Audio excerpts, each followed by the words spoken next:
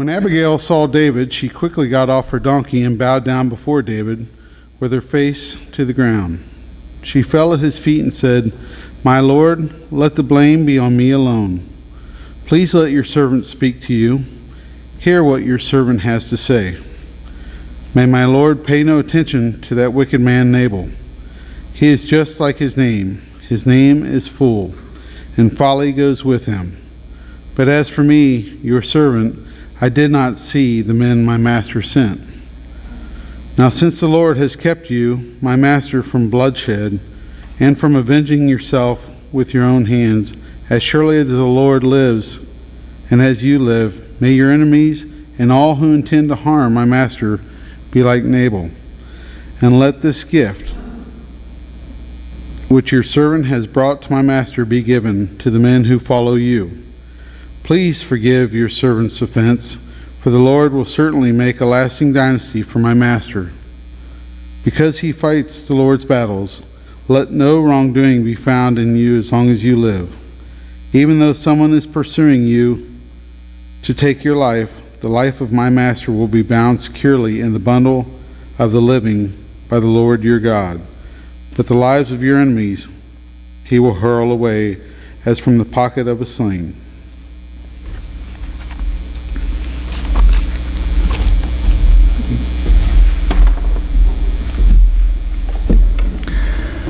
When you think of the word power, you might first think of just brute physical strength, the power that you have to manually manipulate something.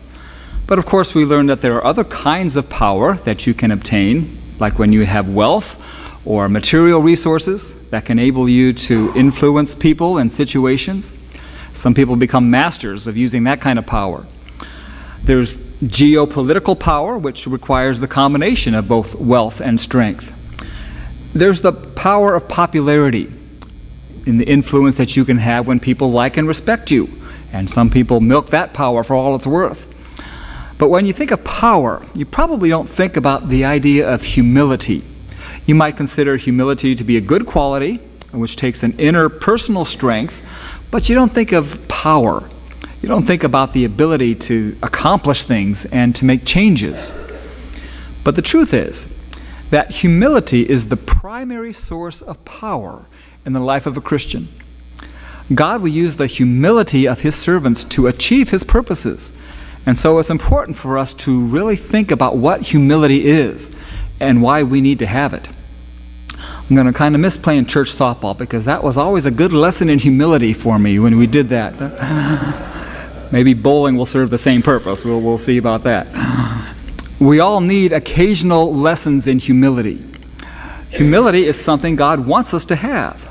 However, it is a very intangible thing because the minute that you understand humility, you feel like you've grasped the concept and you claim that you have it, then you've lost it. If I say, well, I'm a humble person, I'm no longer a humble person by just saying that. For that reason, there are really very few truly humble people. Most of us are confined to occasional acts of humility. But we might be amazed at what God can do with a few occasional acts of humility. The passage that Greg read for us is part of a story where the actions of one humble person dramatically changed events. Allow me to give you a little more background to the story for those that may not be familiar with it. This story takes place before David became king of Israel, when he was still on the run from King Saul, who sought to kill him. David had become the leader of a small army of around 600 men. And in chapter 25 of 1 Samuel, we are introduced to Nabal, who was described as a harsh and evil man, and his wife Abigail, who is described to us as being intelligent and beautiful. Nabal was a wealthy sheep owner, and his men were shearing sheep near where David's army was camped, and David sent some men to greet Nabal's workers. David's men helped Nabal's men and provided food and shelter for them. Well, later on, David's men happened to be a place that was near Nabal's land. And David instructed his men to go to Nabal, expecting that Nabal would surely return the favor and provide food and shelter for his men. That just would have been plain common courtesy. And Nabal, being a wealthy man, sure had the wherewithal to do something like that. But upon hearing David's men had asked for help, Nabal's response was basically, "David who? Who's this David, and why should I help these people? He refused to provide any kind of help for David's men. Now, David was a rational man. He had proven more than once that he could be slow to anger, and he was not one to seek vengeance. But I don't know, might be having a bad day. Might help to kind of understand that this was a really rough period in David's life. He was on the run from Saul for his very life. And Samuel, the prophet and his mentor, the prophet and priest who had anointed him as being the next king of Israel, who was his chief support system, had just recently died. And so he was at a rough time, or maybe just having a very bad day. But at any rate, David was very angry at Nabal for refusing to help his men. And he set straight out to seek vengeance on him, intending to kill him and his men. This would have been nothing more than a murderous act, not at all a righteous war. I mean, David was a righteous warrior defending his country and God's people, and we have seen in the Bible sometimes that was necessary, but not here in this case. And so Abigail, Nabal's wife, heard that David was coming to kill her husband and his men. Her actions that followed show how humility can really be the greater part of intelligence, and how God can take humble people and use them for the most possible good. So what were those humble actions which we would do well to copy in order for God to make use of our lives? Well, the first thing that she did was to accept the blame. Now, that can be the most difficult thing in the world for a lot of us to do. At our jobs, in our relationships, in our marriages, there are 3 little words that everybody likes to hear from somebody else say. And now you're thinking, I love you, and those are very good words, but I'm not talking about I love you. Maybe even better than I love you is to hear somebody else say, it's my fault. Those words just sort of stick in your throat somewhere, don't they? But those words can open up doors of communication that could otherwise remain closed forever. A hostile and angry person can be instantly melted by hearing those 3 words. A humble person is somebody who can say, it's my fault. Abigail was an extraordinary woman. She took the blame for this. Verse 24 said, she fell at his feet and said, my Lord, let the blame be on me alone. Please let your servant speak to you. Hear what your servant has to say. Knowing that act of humility would open up David's ears to what she had to say. And everybody knew this wasn't her fault. She didn't do anything wrong. She was just doing what Nabal should have done. But therein rested her power. For at that moment, David either had to allow his wrath to melt away, or he had to take out his wrath on Abigail. Now remember, Abigail is described as being beautiful too, and we all know about David's weakness for beautiful women. So it must be especially hard to be humble and beautiful at the same time, but Abigail seemed to have pulled that off. A humble person is one who can say, it's my fault. But can anybody really do that? And is that realistic to even put out there? Can I really say it's my fault even when it's not my fault? I mean, if I would do that, I would lose my credibility. My reputation would be damaged. People will think I make mistakes when I really don't, and they won't respect me. I mean, who could ever do that? Say, it's my fault when it's really not. Who could ever do that? When Jesus Christ shed his blood on the cross, 2 Corinthians 5:21 says, God made him who had no sin to be sin for us, so that in him we might become the righteousness of God. He who had no fault in him said, it's my fault. Ephesians 2:7 says that he made himself nothing. Another translation says he made himself of no reputation. Didn't care about his reputation. He just emptied himself. He humbled himself to the point of death, and not just any death, but death on the cross. Jesus took the blame for our sin. The ultimate example of humility is Jesus, because he said, it's my fault even when it wasn't. And because he did that, the world was changed. Sin and death were conquered, and you and I can have abundant life forever. I ask you to try it sometime. See how God can use you to change things in your world. When something goes wrong, people are upset, everybody's looking for someone to blame, no one wants to accept the blame. The chances are there is some area where you can actually accept some blame. See what power God will manifest if you will have the courage to simply accept the blame, to do what somebody else should have done. Abigail showed the true humility when she did that. Another way that Abigail showed humility is that she was able to look at the situation from a perspective other than her own. She was able to see the bigger picture, not just how everything that was going on related to her and to her own life. Somehow, she knew that David was a man of God, the God in whom she believed as well. Somehow, she knew that before her that day stood the next king of Israel. How did she know that? I don't know, perhaps it was some miraculous prophetic revelation or understanding, or perhaps it was just the wisdom and the insight that God provides someone who steps beyond his or her own limited perspective. Abigail looked at the situation from David's point of view and how it would affect him. We see this in verses 28 through 31. We'll read those again. Where she says, "Please forgive your servant's offense, for the Lord will certainly make a lasting dynasty for my master, because he fights the Lord's battles. Let no wrongdoing be found in you as long as you live. Even though someone is pursuing you to take your life, the life of my master will be bound securely in the bundle of the living by the Lord your God. But the lives of your enemies he will hurl away as from the pocket of a sling. When the Lord has done for my master every good thing he promised concerning him, and has appointed him leader over Israel, my master will not have on his conscience the staggering burden of needless bloodshed, or of having avenged himself.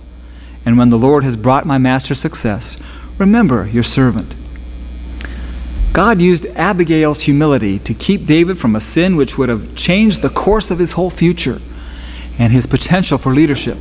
She was able to see what the results would have been had David proceeded with his murderous intentions. A truly humble person is able to look at a situation from the perspective of others and able to see the broader scenario. Now suppose you could look into the future. We've all fantasized about what that would be like if we could see the future. Would that change what you do and how you act and how you respond today? I think we'd all agree it probably would. But that's impossible. Nobody can see the future. You can, however, think about how others might be affected by your actions today. You can pray for wisdom and insight from God that you ordinarily would not have. And it takes humility to step out of your own world and into the lives of others. And so when conflicts arise in your life, and they do, problems happen, conflicts come, disagreements happen, before just reacting, ask yourself some questions. Will any of this matter tomorrow? Or next week, or next month? How will my actions today affect the others in my life tomorrow and the days to come? And have I looked at this conflict or this problem from a different perspective than my own? Abigail had to have asked herself those questions to be the peacemaker and the rescuer that she was. But most importantly, my purpose for today is to show you how this is exactly what Jesus did. Our ultimate example of humility, Jesus, stepped out of his own perspective. That passage in Philippians chapter 2 and verse 6 also goes on to say that Jesus did not consider his equality with God, which he had. He was God himself. He did not consider that equality something to be grasped, something to be held on to. But he gave it up. He emptied himself, taking on the very nature of a servant. Now, if Jesus would have followed his human instincts, which he had, being fully human, if he would have acted solely from his own perspective, he would have let that cup pass that he asked God to remove. He would not have allowed himself to be murdered in our behalf. But in order to be a ransom for many, in order that others be taken into consideration, he let himself be nailed to that cross. He saw the big picture that no one else ever could see, because besides being fully human, he was fully God. Being more humble than anyone else ever could be, the King of Kings was made into a mockery on the cross, and he changed the world. Let us learn to look at a situation from a perspective other than our own. Just try it sometime. When you have a problem you're going through, you have a disagreement with somebody, something's upset you, see what God will accomplish in your life and see how God can use you to change things if you just look at the whole thing from somebody else's perspective. And this takes humility. This is a test of humility. It's one more way that we can see the humility of Abigail. After she had done these things, accepting blame that someone else should have, and viewing the situation from a perspective outside of her own, then she just put the situation in God's hands, because that's really all that she could do at that point. There was no guarantee that her actions would solve the problem. David could have gone ahead with his intentions and it might not have been stopped, even though she tried. And even if her actions did succeed, she was still in a very bad situation with a pretty miserable life. She was married to a fool. The name Nabal actually means fool, as Abigail pointed out to David, which makes me think what Nabal's parents were thinking when they gave him that name. Maybe they didn't know what it meant, or maybe they just weren't too happy about having a baby. But anyway, they called him fool. And he was a harsh and evil man. And Abigail surely knew that once Nabal found out what she had done, stepping into the situation like that he would be very angry with her interfering. But she accepted that, and she just put the matter into God's hands. And God took care of her and her problems. We read the solution to the story in verse 36. It says, when Abigail went to Nabal, he was in the house holding a banquet like that of a king. He was in high spirits and very drunk. So she told him nothing until daybreak. Then in the morning, when Nabal was sober, his wife told him all these things, and his heart failed him, and he became like a stone. About 10 days later, the Lord struck Nabal, and he died. When David heard that Nabal was dead, he said, "Praise be to the Lord, who has upheld my cause against Nabal for treating me with contempt. He has kept his servant from doing wrong, and has brought Nabal's wrongdoing down on his own head." Then David sent word to Abigail, asking her to become his wife. So what a happy ending that was. Everything turned out good. Nabal dropped dead, and Abigail became David's wife. But it wasn't really a happy ever-ending story. Things were difficult after that. But the point is that no matter how things turned out, Abigail let God take over after she humbly did what she could. Most of us just don't do that. We manipulate, we scheme, we devise plans to make things turn out the way that we want them to. And deep down, we're saying that we don't truly believe that God can manage our own lives as well as we can ourselves. We may say that we're seeking after God's will, but all the while we might be actually seeking vengeance on others. Maybe not violently, but there are lots of different ways to seek vengeance, aren't there? And we know all about them. We play games in order to get the upper hand in a situation. We think that we need to find ways to make ourselves look better to others. We do anything but leave the matter into God's hands. Reminds me of someone who's drowning. The more desperate a drowning victim becomes, the more he struggles. And even if someone is trying to save him, he will just pull down his rescuer with him. But if he would rather be able to relax, then the rescuer could take him to safety. But we're all a little bit like that. Rather than relaxing and letting God take control of our lives and putting matters into His hands, we struggle and we we try to make things turn out our way. We fight and we contend, and we wind up just hurting ourselves and others along with us. Humility means letting go after you've done what needs to be done. When you've been wronged or treated unfairly, respond with humility. Accept the blame that may be yours or that even may not be yours. Look at the broader perspective, considering the situation outside of how it relates to you. And then leave the rest to God. He will handle it. And soon, rather than looking for some solution to your problem, rather than asking God for vengeance or for you to be vindicated somehow, you will find that you'll start to pray for mercy and for help for the person who has hurt you. It's humbling to let go and to let God take care of your conflicts and your problems and your disagreements. But it's really the only way to come to that point of forgiveness. And to deliberately choose not to forgive, perhaps is maybe the most arrogant and least humble thing that we can do. Again, our greatest example is Jesus. Imagine the pain that He went through, not just the physical pain of crucifixion, but the pain of laying down your life for someone and then being rejected.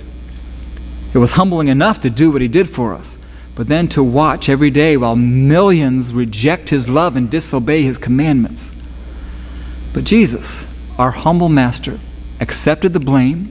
He sought the broader perspective, and then He put it all in God's hands. As He said from the cross, forgive them. They know not what they do. They don't understand the judgment they face. Have mercy on them. And even today, Jesus tarries, the Bible tells us. He waits before He comes again so that none would perish. He holds out, delaying that day of his return and his conquering victory and his coming judgment until every last soul who would turn to him in faith would do so. And so until that day, we strive to be more and more like Jesus and to have his humility. And these are just some small steps that you can take to be more like Jesus. You can be willing to accept the blame and say it's my fault when you're at fault, or even when you're not at fault. You can step outside of your own little world and see things from a larger perspective. Try to see how a situation might look to somebody else instead of how it affects you. And then you can put everything in God's hands and let him manage your life. Let him have his own way in you. Only with Jesus living in us can we be truly humble. Everything else is just a facade. But with Christ teaching us his humility every day, then we as vessels of the Lord can be a more powerful force in our world than anyone of any kind of wealth or strength or popularity or political influence could ever have. There is truly a power to humility. If you have not received Jesus Christ as your own personal Savior and Lord, either you haven't heard about all he's done for you, or you haven't understood it, or you just don't believe it, or you're just too arrogant to respond to it. The first step of humility is just to say, Lord, I need you. I'm a sinner, and I need Jesus to save me.